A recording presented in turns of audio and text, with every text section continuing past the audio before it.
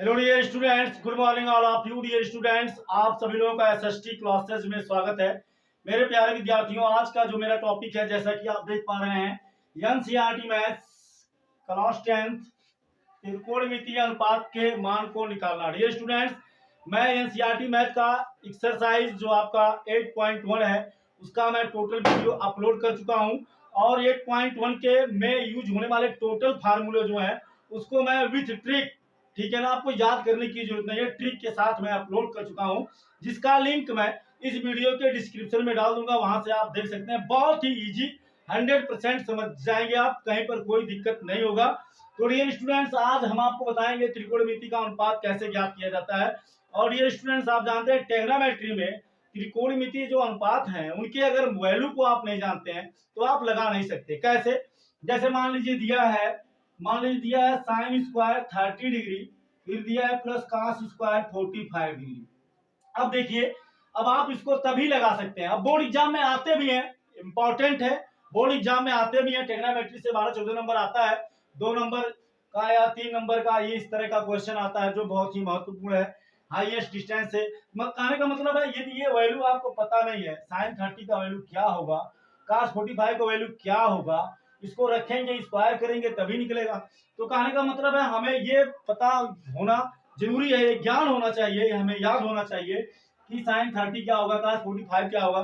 तो इस तरह से साइन है, कॉस है, टेन है, कॉट है, सेक है, कोसेक है, तो सबके वैल्यू होंगे अलग अलग। तो उनके वैल्यू को आपको याद करना, डियर स्टूडेंट्स, क्या है, याद करना बहुत कठिन होता है।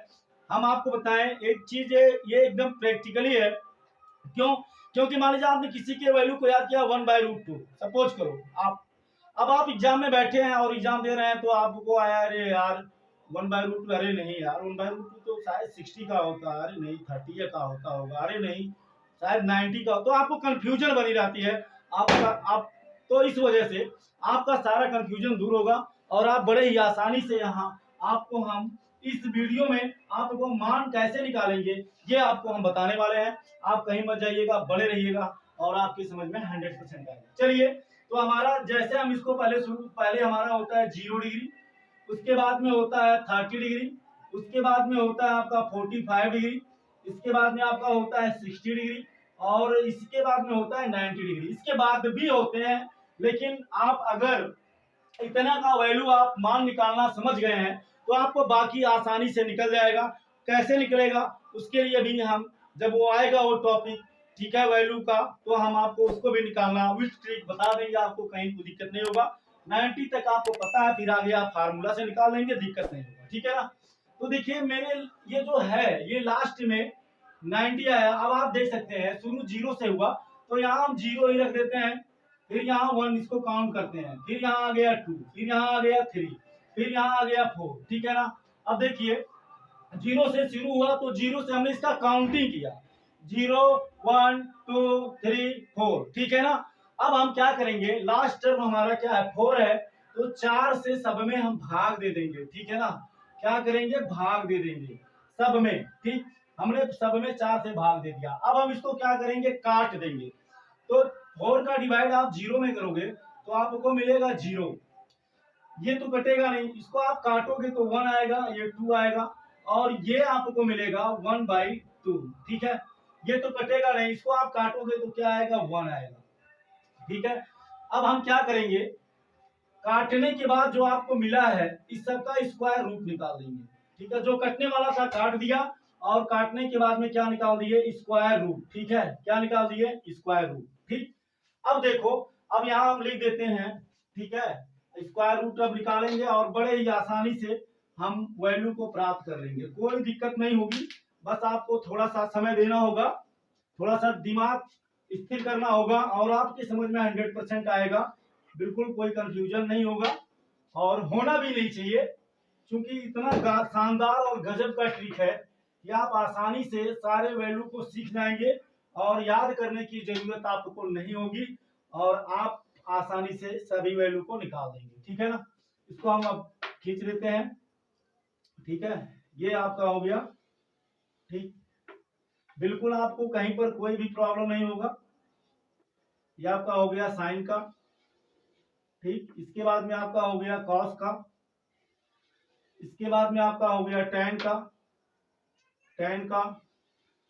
इसके बाद में आपका हो गया cot का, ठीक, cot का, इसके बाद में आपका हो गया sec का। अभी इसको हम सलाक रहे हैं, ठीक है ना, लाइनिंग कर रहे हैं, इसके बाद में भी आपको हम समझाते हैं, ठीक है। ये हो गया, इसको थोड़ा हम यहां तक मिला देते हैं, ठीक है, इसको यहां तक हमने मिला दिया। बिल्कुल आपको कोई प्रॉब्लम नहीं होगी, 100% आपके समझ में आएगा। आप कहीं मत जाइएगा, शुरू से अंत तक बने रहिएगा, ठीक है ना, और एकदम 100% समझ में आएगा। चलिए, तो अब यहाँ हम लिखते हैं साइन, ठीक है, यहाँ साइन लिख देते हैं, यहाँ से ऐसे हमने खींच दिया और यहाँ हम लिखते हैं साइन, ठीक।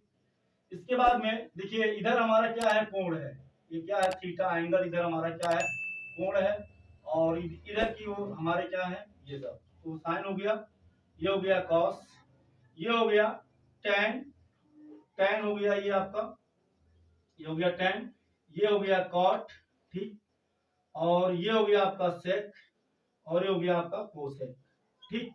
इतना समझ में आया। अब देखो हमने किया क्या, 0 से 90 तक लिख दिया, फिर हम 0 से काउंटिंग किए, 0 1 2 3 4, लास्ट टर्म 4 आया, हमने 4 में सबका डिवाइड किया, फिर जो कटने वाला था काट दिया, 4 का डिवाइड 0 में किए, 0 आ गया, ये नहीं कटेगा, 2 का डिवाइड 2 2 1 जा 2 2 2 जा 4, 1/2 आ गया, ये नहीं कटेगा, 4 का 4 में डिवाइड किया 1 आया। अब सबका हमने स्क्वायर रूट निकाल दिया, तो 0 का स्क्वायर रूट 0 यहां हम लिखेंगे, 1 का स्क्वायर रूट 1 होगा, 4 का स्क्वायर रूट 2 हो गया, 1 का स्क्वायर रूट 1 होगा और 2 का नहीं निकलेगा, ठीक, तो इसको हम यहाँ रख दिए ऐसे, ठीक है ना, क्योंकि कोई ऐसी संख्या नहीं है जिसका मल्टीप्लाई उसी में हम करें और 2 आ जाए, ठीक है ना, तो इस तरह से ये हमारा परफेक्ट स्क्वायर नहीं है, ठीक है ना, ये पूर्ण वर्ग नहीं है, तो इसको हम करड़ी में ही रहने देते हैं। इसी तरह से हमारे 3 का पूर्ण वर्ग नहीं बनेगा, तो इसको करड़ी में रहने देंगे, और 4 का जो परफेक्ट स्क्वायर होगा वो क्या होगा आपका, ठीक है ना, इसका जो स्क्वायर रूट होगा 4 का, ये कितना हो जाएगा, 2 हो जाएगा, 1 का स्क्वायर रूट 1 होगा, ठीक।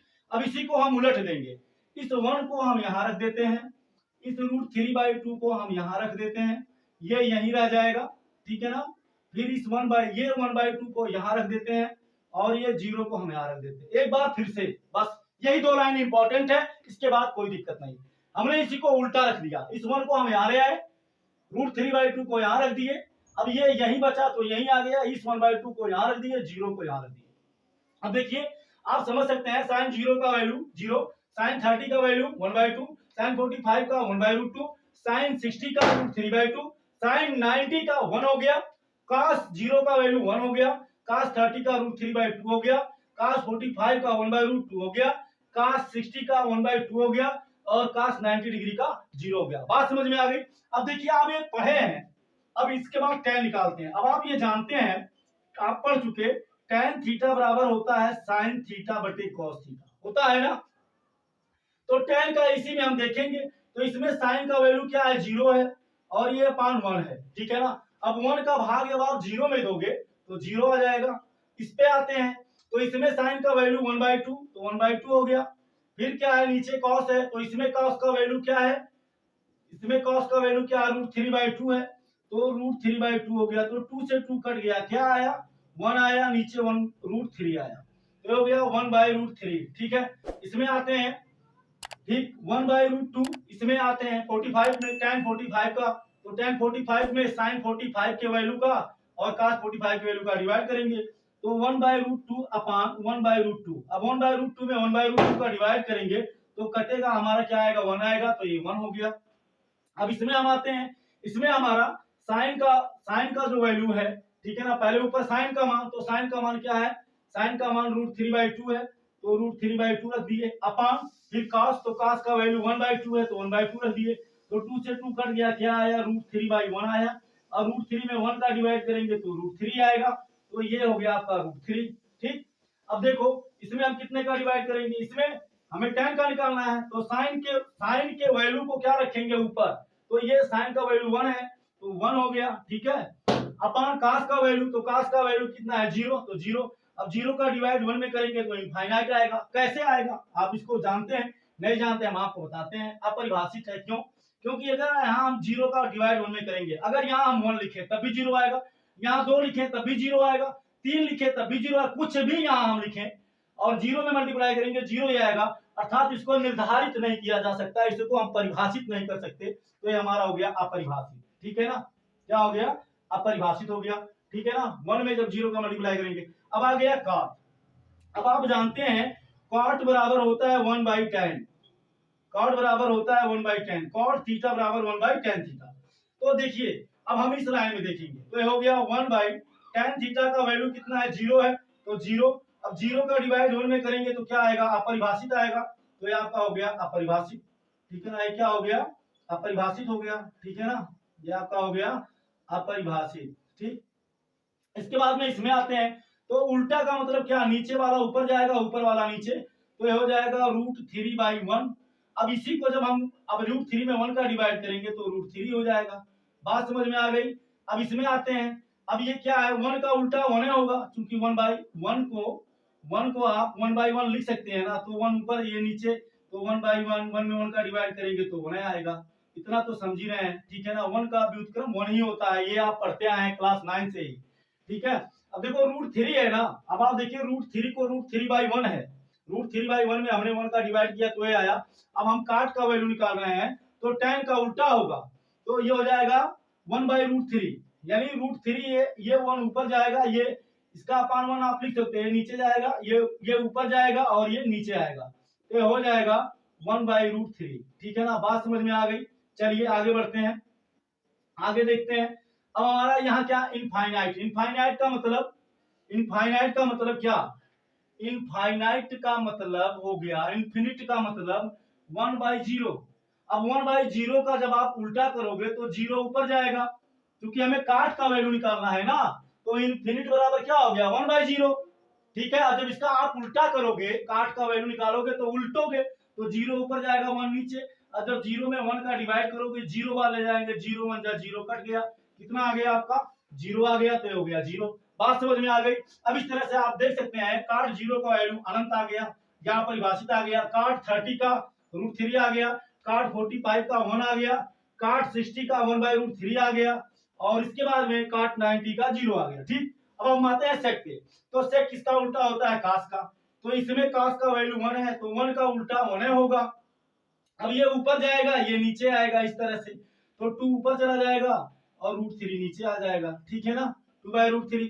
अब उसके बाद में हमारा नंबर आ गया इस पर, तो इस वाले में क्योंकि सेक का वैल्यू निकालना है, सेक का उसका उल्टा होता है, तो ये यहाँ आ गया, √2 ऊपर जाएगा, ठीक है, और ये 1 नीचे आएगा, ये ऊपर जाएगा, ये नीचे आएगा, तो √2/1, √2 में 1 का डिवाइड करेंगे √2 ही आएगा। बात समझ गए। चलिए आगे बढ़ते हैं, इस पे आते हैं, तो ये आएगा ऊपर और ये आएगा नीचे, क्योंकि हम सेक का वैल्यू निकाल रहे हैं, और सेक का उसका उल्टा व्युत्क्रम होता है, तो 2 ऊपर जाएगा और 1 नीचे आ जाएगा, और 2 में जब 1 का डिवाइड करेंगे तो हमें 2 मिलेगा। ठीक, अब ये 0 है, तो 0 का उल्टा, देखो 0 बराबर आप लिख सकते हो ना, 0/1 लिख सकते हो कि नहीं, लिख सकते हो। देखो 0 में 1 का डिवाइड करोगे, अभी हमने आपको करके दिखाया 0 आया, यानी 0 बराबर 0/1 लिख सकते हो, कोई दिक्कत नहीं। अब इसको हम उल्टेंगे, क्या करेंगे, उल्टेंगे, क्योंकि हम सेक का वैल्यू निकाल रहे हैं, और सेक कॉस का क्या होता है, व्युत्क्रम होता है। ठीक है ना, कॉस वाला ये 0, तो 0 को हम 0 बराबर 1, 0/1 लिख सकते हैं। अब इसको जब उल्टेंगे, ये ऊपर जाएगा, ये नीचे, तो 1/0, तो 1 में जब 0 का डिवाइड करेंगे तो अपरिभाषित आएगा, तो यहाँ का हो गया अपरिभाषित। ठीक है ना, ये अपरिभाषित हो गया। अब कोसेक पे आते हैं, तो कोसेक किसका उल्टा होता है, साइन का, साइन का व्युत्क्रम होता है। आप ये जानते हैं, क्या जानते हैं, cosec theta is equal to होता है 1/sin थीटा। ठीक है ना, तो आप देखिए इसमें साइन 0 का वैल्यू 0 है, तो 0 का उल्टा क्या होगा, तो 0 बराबर 0/1 आप लिखेंगे, और जब इसको उल्टा करेंगे तो 1 ऊपर जाएगा, 0 नीचे आएगा, तो 1/0, और ये हो जाएगा अपरिभाषित, तो ये आपका हो गया अपरिभाषित। ठीक है, ये अपरिभाषित हो गया। अभी देखिए ये 2 जाएगा ऊपर और ये 1 आएगा नीचे, क्योंकि हम कोसेक का निकाल रहे हैं, कोसेक साइन का उल्टा होता है, तो ये हो जाएगा 2/1, और 2 में 1 का डिवाइड करेंगे तो 2 हो जाएगा। बात समझ में आ गई। चलिए आगे बढ़ते हैं, इसी पे आते हैं, तो √2 ऊपर जाएगा, 1 नीचे आएगा, तो हो जाएगा √2/1, और √2 में 1 का डिवाइड करेंगे √2 ही आएगा। समझ में आ गई बात। इसके बाद आगे बढ़ते हैं, 2 ऊपर जाएगा, √3 नीचे आएगा, क्योंकि हम कोसेक का मान निकाल रहे हैं, कोसेक साइन का उल्टा होता है, तो इसमें आए, तो इसमें साइन का वैल्यू √3/2, जब इसको उल्टा इसका व्युत्क्रम करेंगे तो 2 ऊपर चला जाएगा, √3 नीचे आ जाएगा। ठीक है ना, बात समझ में आ गई। अब 1 का व्युत्क्रम 1 ही होता है। ठीक, अब आप देख सकते हैं cos 0 डिग्री का वैल्यू क्या आ गया, अनंत आ गया। सॉरी, ये क्या है, कोसेक। ठीक, जो कोसेक 0 डिग्री का वैल्यू अनंत आ गया, अपरिभाषित आ गया। फिर कोसेक 30 डिग्री का 2 आ गया, फिर कोसेक 45 का √2 आ गया, फिर कोसेक 60 का 2/√3 आ गया, कोसेक 90 का 1 आ गया। ठीक है, तो इस तरह से अब आपका पूरा वैल्यू निकल गया। आप इसका एक बार स्क्रीनशॉट ले सकते हैं। और डियर स्टूडेंट, से बहुत महत्वपूर्ण, आपको याद करने की जरूरत नहीं है एकदम। अब आप 90 तक जान गए, इसके बाद cos 90 plus theta, cos 180 plus theta, किसी का भी वैल्यू थीटा पर हम इसको प्लस करके या सब्ट्रैक्ट करके आप निकाल सकते हैं, कोई दिक्कत नहीं होगी। उसके लिए आगे हम नेक्स्ट क्लास में उसके लिए भी हम आपको बताएंगे, उसका भी आपको ट्रिक बताएंगे। ठीक है ना, तो आपको कैसा लगा जरूर कमेंट करके बताइएगा। Thank you so much. आप लोगों का प्यार स्नेह जो मिल रहा है उसके लिए बहुत बहुत धन्यवाद। बस आप लोगों का स्नेह प्यार ऐसे ही बना रहे। Thank you so much. जय हिंद।